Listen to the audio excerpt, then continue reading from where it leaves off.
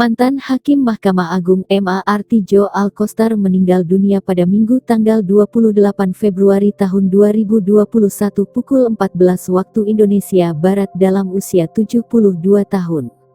Kepergian Artijo merupakan kehilangan besar bagi dunia hukum di Indonesia.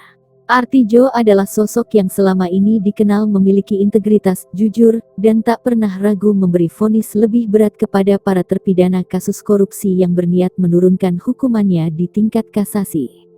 Menteri Koordinator Bidang Politik, Hukum, dan HAM Mahfud MD menceritakan Artijo bahkan dijuluki sebagai algojo oleh para koruptor.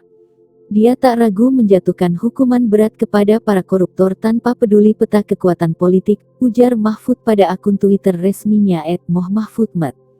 Mahfud mengaku bahwa seorang Artijo menginspirasi dirinya untuk menjadi dosen serta aktivis hukum dan demokrasi.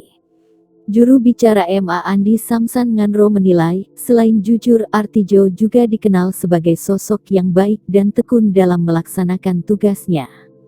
Pak Artijo Alkostar ketika beliau bertugas sebagai Hakim Agung dan kemudian menjabat sebagai Ketua Kamar Pidana, beliau bekerja dengan baik dan tekun serta jujur dalam melaksanakan amanah.